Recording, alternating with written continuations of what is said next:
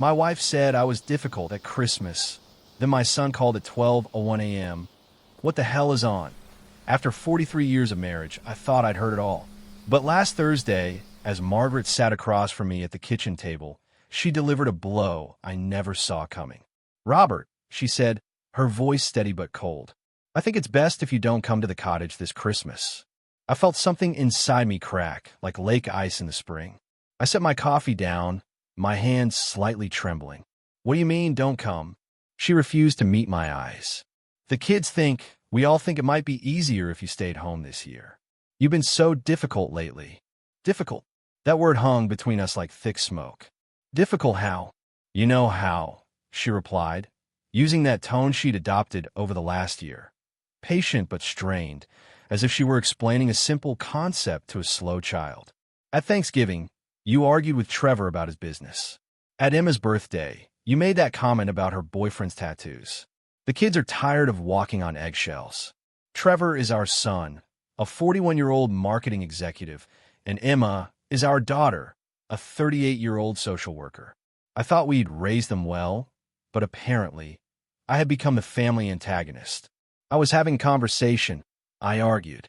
Trevor asked for my opinion on his idea. And you called it impractical," she snapped. "It was impractical. He wanted to quit a stable career to start a cryptocurrency podcast." Margaret let out a long, disappointed sigh, a sound I'd been hearing with increasing frequency. "That's exactly it, Robert. You can't just be supportive. Everything has to be your way, your opinion, your judgment." I sat there, looking at the woman I'd loved since 1979. We met at the University of Toronto, married young, and built a respectable life in North York. I'd spent 35 years as a civil engineer, focusing on the bridges and infrastructure that no one notices until they fail. I took pride in that precision. "So that's it?" I asked. 43 years, and I'm uninvited from Christmas? "It's not forever. Just this year. We all need some space." She reached across the table as if to touch my hand, then pulled back. "Maybe you could spend it with your brother in Vancouver. My brother Paul and I spoke twice a year at most." "Right," I muttered. That night, I lay awake in the silence of a house that felt too quiet. I thought about the traditions we'd built since Trevor was 5. The snow, the fireplace, Margaret's cooking, and the grandkids. Now I was being excised like a tumor. The next morning, Margaret left early for her book club, leaving a polite note on the counter. I retreated to my basement workshop, the only place that still felt like mine. To the rest of the family, I was just old Robert, puttering around and avoiding reality.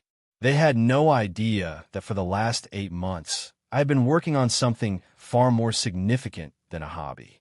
It began in March at a retirement party, following a conversation with an old colleague, David Chun. David had moved into consulting for tech startups and highlighted a massive flaw in modern construction, a total lack of coordination between architects, engineers, and suppliers. "Half the delays and cost overruns come from miscommunication," David had explained.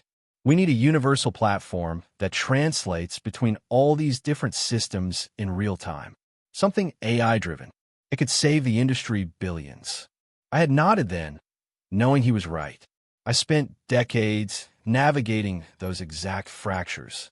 While my family thought I was merely difficult and out of touch, I was actually building the solution. David had tossed the comment out casually, already shifting the conversation to his frustrating golf game. But I couldn't stop thinking about it, because I knew something David didn't, something almost nobody knew.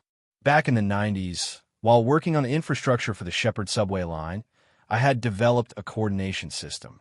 It wasn't anything flashy, just a logical way of standardizing communications between various contractors. It worked so well that the city used it for years, but it was analog, paper-based, and limited. Eventually, as technology moved forward, it was shelved and forgotten. But I still held onto the principles, the methodology, and the framework. For years, I had quietly wondered how to modernize it. After that talk with David, I stopped wondering and started building. I taught myself Python, delved into machine learning, and consumed everything I could find on modern construction technology. Margaret assumed I was just wasting time on the computer, and the kids made jokes about Grandpa learning to code, but I was building a solution to the exact problem David had described. By November, I had a working prototype. It wasn't pretty, but it was functional. I ran tests using old project data, and the results were staggering. The system could reduce coordination time by 60%, cut costs by 40%, and flag errors before they became expensive disasters. I showed it to David over a casual coffee. Remember that conversation we had? I've been tinkering with something. He stared at my laptop screen for 5 minutes in total silence. When he finally looked up, he looked at me as if I were a stranger. "Robert," he said slowly, "do you actually understand what this is?" "A coordination platform," I replied. "No," he said, shaking his head. "This is $1 billion idea. This is industry-changing. How long have you been working on this?" 8 months, give or take.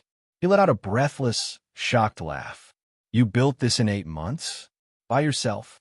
"It's not that complicated," I said. "The core principles are solid. I just needed to translate them into modern code." David leaned back. "Robert, I know people, venture capitalists, tech investors. Can I show this to them?" I shrugged. My family already thought I was obsolete. What did I have to lose? "Sure," I said. "Why not?" That was 3 weeks ago. David moved with lightning speed, connecting me with Apex Ventures in Toronto. They were more than interested. During our meetings, they grilled me on technical specs and market viability, and I answered everything. I'd spent 35 years in the trenches. I knew the industry better than anyone half my age. They didn't just want to invest. They wanted to buy the technology outright. They offered to acquire the platform, hire me as chief technical advisor, and fast-track the development. The numbers made me dizzy, a 7-figure initial buyout with significantly more to follow if the platform performed. I didn't tell Margaret. I didn't tell the kids. What'd I even say? "Hey, remember how you think I'm difficult and out of touch? Well, I just built something that might change the world." They would have thought I was delusional. So I kept quiet, worked with the lawyers, and signed the papers. The deal was set to be finalized and announced on December 26th, Boxing Day. The irony wasn't lost on me. Christmas arrived. Margaret left for the cottage on the 23rd, taking luggage for both of us just in case I changed my mind, but we both knew I wouldn't. I wasn't going to show up uninvited to my own family's Christmas. Trevor called on Christmas Eve. "Hey, Dad. Just wanted to say Merry Christmas." "Merry Christmas, son. You doing okay? Mom said you decided not to come." "Decided." That was a polite way of putting it. "I'm fine. Enjoy the cottage." "Yeah. Well, maybe next year, right?" "Maybe." After he hung up, I sat in my living room with a glass of scotch. The house was a museum exhibit of a traditional Canadian Christmas. Tree, lights, and all. But I was spending it alone. Surprisingly, I wasn't angry. For the first time in months, I felt peaceful. No one was disappointed in me. No one was sighing when I spoke. I spent Christmas Day in the basement, refining technical details for the closing. Around noon, I made a turkey and cranberry sandwich, because tradition still mattered, even if family didn't. At exactly 12 minutes past midnight, as Christmas turned into Boxing Day, my phone exploded. It was Trevor. "Dad." His voice was high, shaking with adrenaline. "What's wrong? Is everyone okay?" "Dad." "What the hell?" he stammered. "What did you do?" My heart started racing. "What are you talking about?" "Your name is on the news. The CBC app just sent a notification. It says Robert William Harrison, Toronto civil engineer, has sold a groundbreaking construction platform to Apex Ventures for—" He stopped, his voice cracking. "Dad, it says $8.5 million. I sat down. I knew the announcement was coming, but the midnight on Boxing Day release was more literal than I expected. "Oh," I said simply. "Dad, is this real? You sold something for $8.5 million. That's the initial buyout," I told him. "There's more if we hit performance targets. It could be up to $20 million over 5 years." There was a long, stunned silence. I need to call you back," he said, and hung up. 30 seconds later, Emma called. Then Margaret. Then Trevor again. My phone didn't stop ringing for the next hour, but I let them all go to voicemail. I wasn't ready to talk. Not yet. The following morning, I woke up to a digital avalanche. 47 text messages, 12 voicemails, and 6 emails. Most were from family, some from old colleagues, and a few from journalists looking for an interview. Margaret returned from the cottage that afternoon. She walked into the house without knocking, even though she had essentially left me here alone. She stood in the doorway, staring at me. "Robert," she began, "why didn't you tell me?" "Tell you what? Don't play games. The technology, the deal, any of it." I looked at her, really looked at her. She was wearing a sweater I'd bought her last Christmas. She had thanked me for it then, but I hadn't seen her wear it once until today. "Would you even have been interested?" I asked. She opened her mouth to speak, then closed it. "That's not fair, isn't it? When was the last time anyone in this family asked what I was working on? When was the last time anyone cared about my opinion? Unless it was to tell me I was wrong." "You could have said something," she insisted. I did say things. I countered. I said a lot of things. I had opinions, ideas, and thoughts. Everyone, including you, made it very clear that those things weren't welcome anymore. Margaret sat down, looking exhausted. "The kids feel terrible." "I'm sure they do. Trevor is devastated," she said. "He says he had no idea you were working on something so important. He wouldn't have cared even if he did know. 8 months ago, when I told him I was learning to code, he laughed. He made a joke about teaching old dogs new tricks. He didn't mean." "Yes, he did," I interrupted. "Emma made jokes, too." "And you, Margaret? You told your book club I was going through a phase, a late-life crisis, playing on the computer because I couldn't accept retirement." She flinched. "Who told you that?" "Linda Morrison. She thought I should know. She also thought it was cruel." Margaret began to cry. Not dramatically, just quiet tears tracking down her face. "I'm sorry." "For what specifically?" "For not listening. For not taking you seriously. For thinking." She wiped her eyes. "For thinking you were just my stubborn, old husband who couldn't adapt to the way things are now." "I am old," I said, "and I am stubborn, but I was never obsolete." "No," she agreed quietly. "You weren't." We sat in silence for a long time. Finally, she asked, "What happens now? With us? With everything?" "The deal closes today," I told her. "Apex wants me to start consulting in January to develop the platform further. They're talking about international markets and partnerships with major firms." "That's not what I meant, Robert." "I know." I looked her in the eye. "I think we need to talk, really talk, about the last few years. We need to figure out how we got here and whether we can fix this." "Do you want to fix it?" That was the real question. Did I want to go back to being the family member everyone tolerated but no one respected? Did I want to spend my remaining years walking on eggshells, making myself smaller, so everyone else could feel bigger? "I don't know," I said honestly. "I know I've loved you for 43 years. I know we built a life together. But I don't know if I can go back to being the person you all wanted me to be." "We never wanted you to be anyone else." "Yes, you did. You wanted me to be quieter, less opinionated, more agreeable. You wanted me to nod, smile, and stop having thoughts that didn't match everyone else's." She didn't argue. She couldn't, because we both knew it was the truth. Trevor and Emma showed up together that evening, clearly having coordinated their arrival. They stood in my living room looking uncomfortable, like teenagers who had been caught doing something wrong. "Dad," Trevor began, "we owe you an apology." "Multiple apologies," Emma added. I waited. "We've been treating you like you didn't matter," Trevor continued. "Like your experience and your ideas were outdated. We were wrong. Completely wrong." "What you built, Dad, it's incredible," Emma said. "I've been reading about it online. The articles say it could revolutionize construction. One journalist called it the most innovative solution to come out of Canada in a decade." "I don't care what journalists say," I told them. "What do you care about, then?" Trevor asked. "I care about being respected. Not because I made money, but because I'm your father.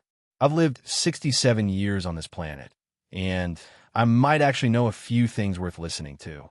I care about being part of family that values me for who I am, not who they want me to be. I care about having conversations where my opinions aren't dismissed just because I'm old, or because I don't understand social media, or because I actually remember what happened the last time someone tried a scheme like cryptocurrency."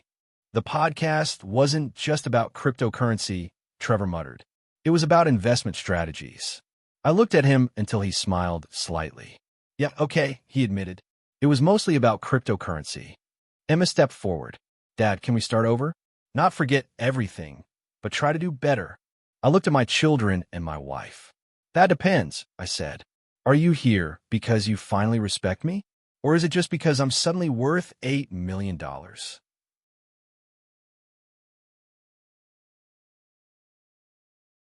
Both, Trevor said bluntly. He saw my expression and quickly softened his tone. I mean, yes, the money made us realize we've been idiots. But that doesn't change the fact that we were idiots. If it took a shock like this to wake us up, then I'm grateful it happened, though I'm deeply ashamed it was necessary. I appreciated the honesty. Here's what I need, I told them. I need space. I need time to figure out what I want from the rest of my life, which might be another 20 years if I'm lucky. I'm not making any promises about family dinners or pretending everything is fine when it isn't. That's fair, Emma said softly. If we're going to rebuild this, I added, it has to be real. I don't want everyone being nice because they feel guilty or because they're angling to be written into my will. Trevor winced. We deserve that, Dad. They stayed for another hour. Intentions were stated and promises were made, but I'd lived 67 years. I knew that intentions meant nothing without action. The weeks that followed were a whirlwind. The story of the platform sale hit the national news. I was flooded with interview requests and even a call from Dragon's Den asking if I'd join as a guest advisor. I declined most of it. I wasn't interested in being famous. I just wanted to get back to work. Apex Ventures set me up with an office in downtown Toronto. They hired 12 engineers to expand the platform and insisted I be involved in every major decision. It was energizing. For the first time in decades, I felt alive. I had a purpose beyond just existing, beyond being someone's husband or father. I was a builder again. In January, at Margaret's suggestion, we started therapy. Every Thursday, we sat in Dr. Kapoor's office and tried to untangle 43 years of marriage. We examined the good and the broken with equal scrutiny. When did you start feeling unheard, Robert? Dr. Kapoor asked during one session. I thought about it. Gradually, maybe 10 years ago. The kids were adults, Margaret was busy with her own life, and my job had become routine. I think everyone just stopped seeing me as someone who was still growing. I became a fixed object in their minds, an unchanging figure who would always be exactly as I was. And how did that feel? Like dying slowly, I said. Like being erased, one conversation at a time. Margaret cried a lot in those sessions. I didn't know, she whispered. I thought you were content. Content isn't the same as fulfilled, I told her. In February, Trevor approached me with a business proposal. He wanted to combine his marketing expertise with my platform to create a comprehensive solution for construction firms. Not just coordination, but branding and project visualization.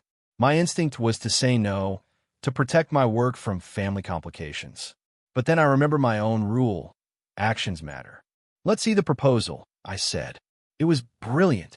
He had identified market gaps and created rock-solid projections. We spent 3 months developing it together. Working alongside my son, I rediscovered parts of him I'd forgotten. He was smart, creative, and, most importantly, he actually listened. He wasn't just waiting for his turn to speak. In May, we presented the idea to Apex. They loved it. By July, Trevor was heading up the marketing division for our residential expansion. Emma joined us, too, bringing her social work background to chair an advisory board on how construction impacts vulnerable communities. Even Margaret started taking computer classes. She wanted to understand what I'd been doing in the basement all those months. She started asking real questions again, the kind that assumed I might know something she didn't. By Christmas, 1 year after I'd spent the holiday alone, things had changed. We weren't perfect, but we were different. We went to the cottage as a family, including Emma's boyfriend, who turned out to be a grounded, thoughtful paramedic. On Christmas Eve, Trevor asked me to step out onto the deck.